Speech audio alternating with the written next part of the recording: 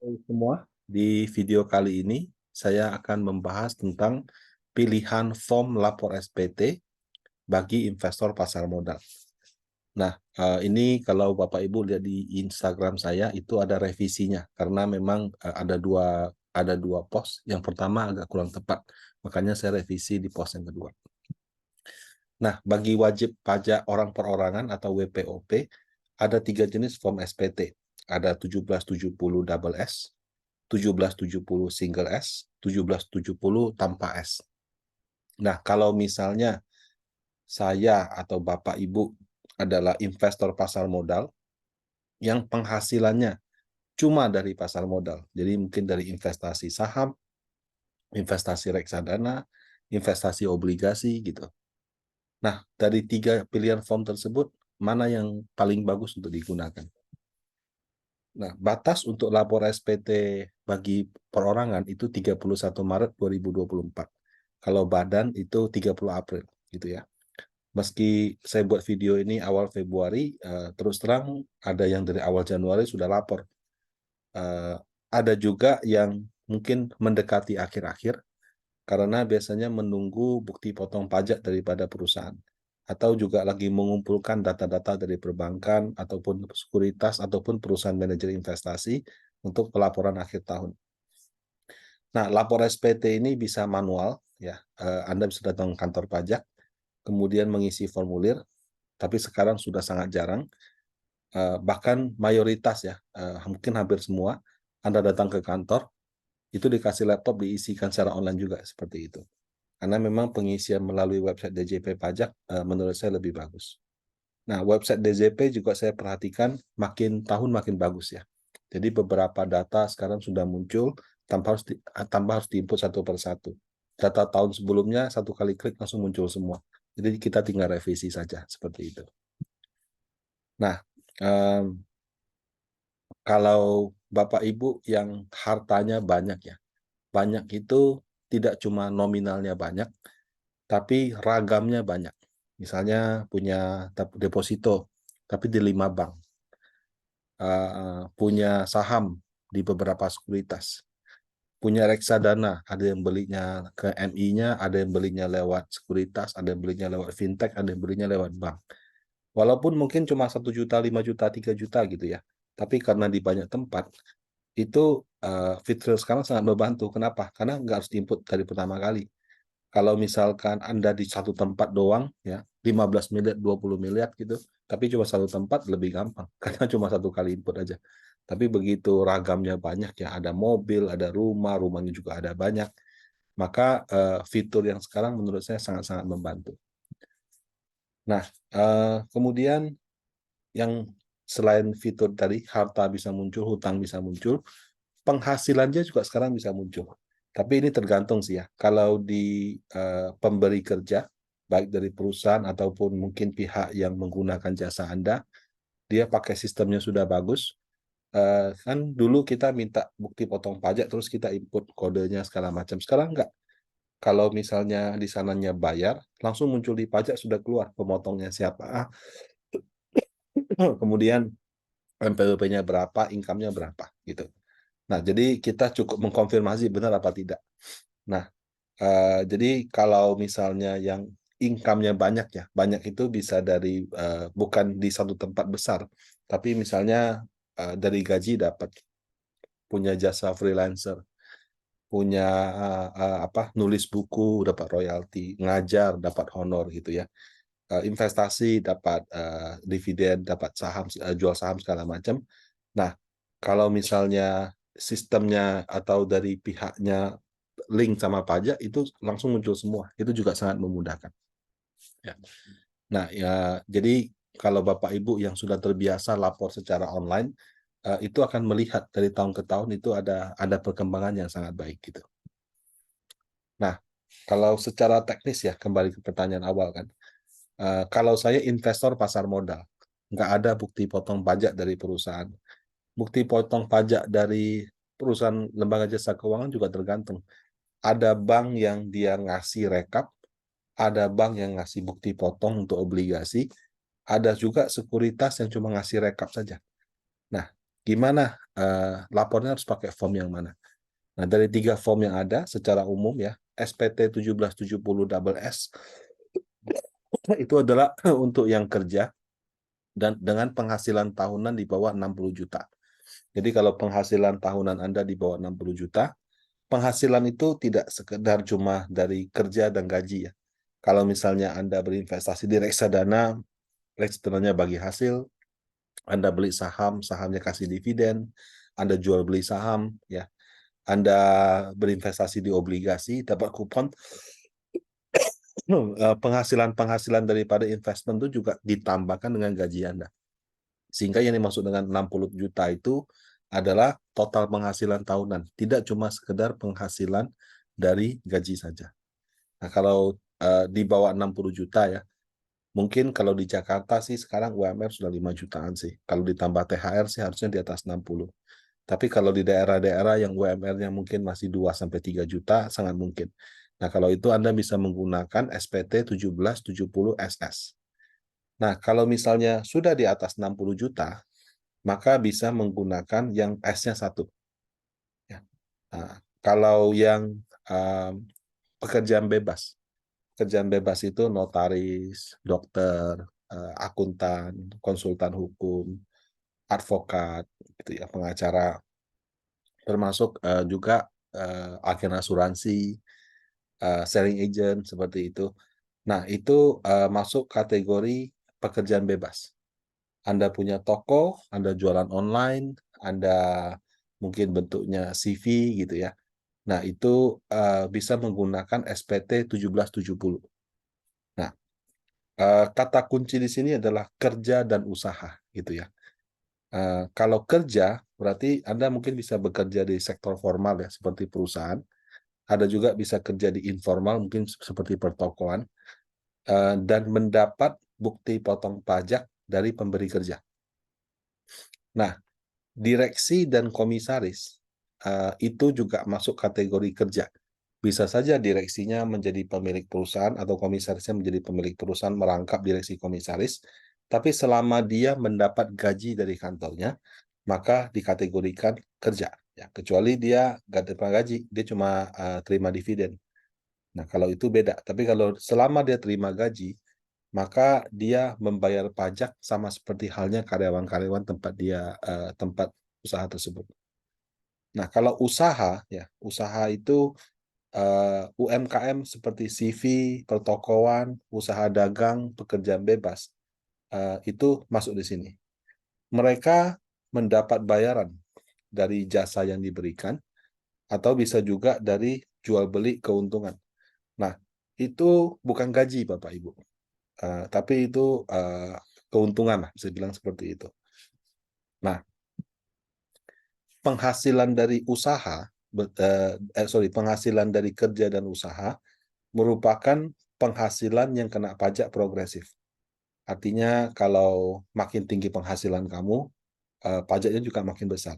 Kecuali mungkin untuk UMKM yang omsetnya masih di bawah 4,8 M.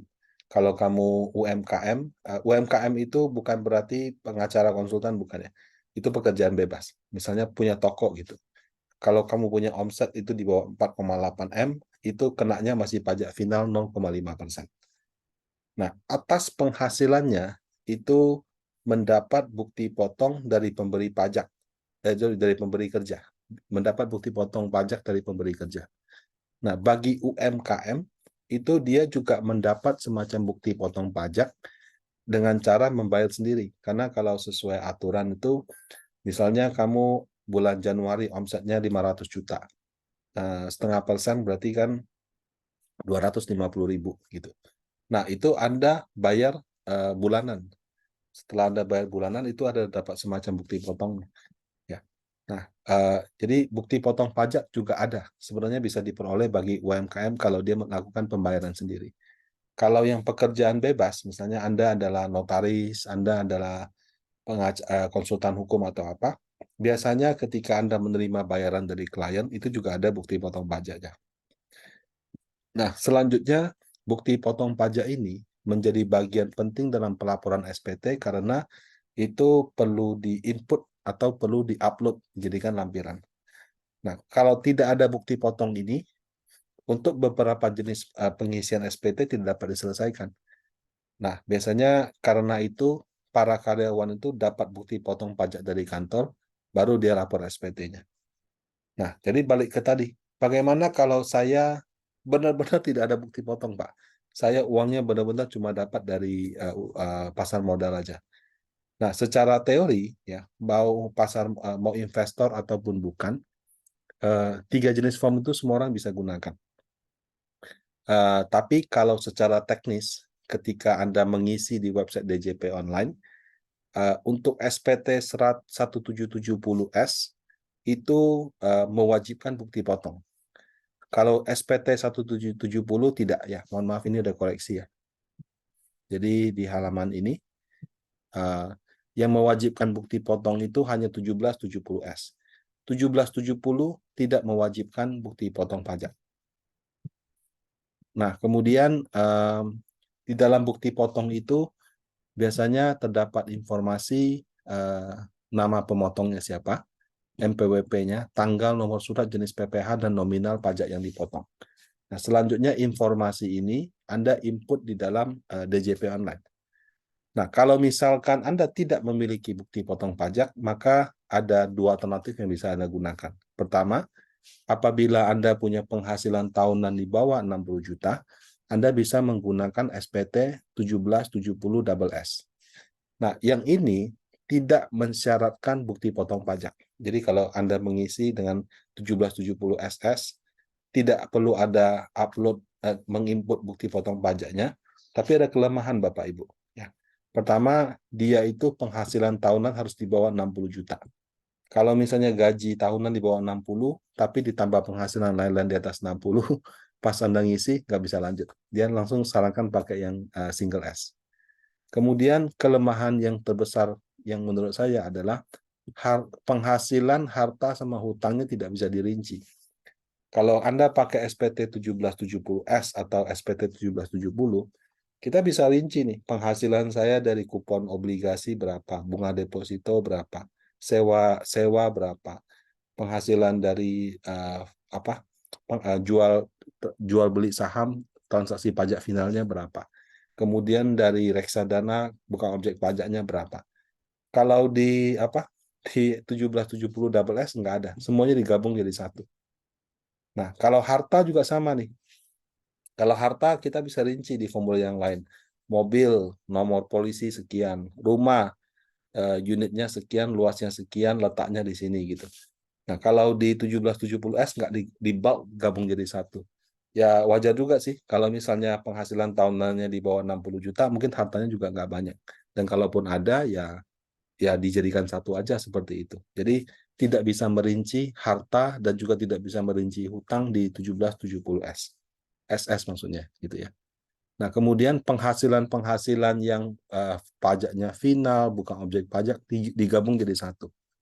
Jadi kita sudah nggak tahu lagi nih, mana yang dari saham, mana yang dari obligasi, pokoknya dijadikan satu aja. Nah, ini adalah kalau tidak punya bukti potong pajak, penghasilan di bawah 60 juta, menggunakan yang ini. Nah, tapi kalau misalkan Anda penghasilannya di atas 60 juta, ya karena kadang-kadang pensiunan nggak ada gaji lagi, tapi mungkin harta yang terkumpul sudah miliar-miliaran, sekali jual beli saham miliar, taruh penempatan reksadana 1-2 M gitu. Nah, kalau seperti itu Bapak Ibu, saran saya bisa menggunakan SPT 1770 ya, yang tanpa S-nya. Nah, kenapa? Karena kalau 1770 single S itu tadi kerja. Kalau 1770 itu usaha. Ya, kalau kita investasi di pasar modal kan seperti berusaha juga gitu ya. Jadi secara filosofis lebih tepat. Nah, kemudian secara teknis itu di 1770 ini Anda bisa input bukti potong kalau ada, terutama yang UMKM. Tapi kalau misalkan tidak ada, di skip juga bisa. Ya, jadi dia bisa mengisi bukti potong, tapi kalau tidak ada juga tidak apa-apa. Nah, cuman di bagian terakhir ketika Anda melakukan pengisian melalui metode e-form, itu di bagian paling akhir dia akan keluar 3 file ini. unggah lampiran, unggah lampiran, unggah lampiran. Yang nomor 1 ini wajib, yang 2, 3 ini opsional. Bisa ada, bisa enggak. Nah, untuk yang ketiga ini, itu adalah laporan keuangan. Kenapa laporan keuangan? Karena kan Anda katakan punya usaha. Nah, kalau misalnya usaha, ya Anda diminta untuk mengupload laporan keuangannya. Nah, tapi kalau saya baca lagi peraturan pajaknya, Bapak Ibu, pilihannya 2 sih. Kalau misalnya Anda UMKM, maka Anda rekap omset tiap bulan selama 12 bulan terakhir. Sorry, UMKM dengan pencatatan. Artinya Anda belum bikin laporan keuangan, cuma accounting aja. Maksudnya cuma catat aja di kertas penghasilannya berapa gitu. Nah, kalau misalnya seperti itu, omset bulanan selama 12 bulan direkap. Tapi kalau misalkan Anda sudah menyelenggarakan pembukuan, ada laporan keuangan sederhananya, baru diupload laporan keuangan sederhananya. Nah, kalau misalkan saya investor pasar modal, Pak, nggak ada laporan keuangan bagaimana, Pak? Ya, untungnya kalau kita lihat file ini, dia free format, yang penting bentuknya PDF. Jadi Anda bisa buat semacam file Excel atau file Word, ya. Anda rekap saja. Anda punya harta tahun lalu berapa, penghasilan Anda tahun ini berapa, harta pada akhir tahun yang sekarang berapa, seperti itu. Terus Anda upload ke sana. Ya, Anda upload form kosong aja juga lewat-lewat aja kok. Jadi intinya dia mewajibkan untuk unggah lampiran, dan karena merah harus ada. Nah, kalau ini bukti potongnya itu bisa diupload ke sini. Kemudian dokumen lainnya juga bisa diupload di sini. Tapi karena warnanya tidak merah, itu tidak wajib. Nah, jadi kalau boleh saya rekap sekali lagi, untuk investor pasar modal tulen, ya, artinya dia tidak punya penghasilan lain selain itu, apabila penghasilan tahunannya di bawah 60 juta menggunakan 1770 double S, apabila Anda adalah penghasilannya di atas 60 juta, maka menggunakan 1770 yang diisi dengan cara e-form. Ya. Nah, saya akan membahas teknis pengisiannya di kesempatan yang lain. Tapi secara umum kita tahu dulu nih formulir apa yang harus kita pilih. Demikian video kali ini. Semoga bermanfaat. Terima kasih.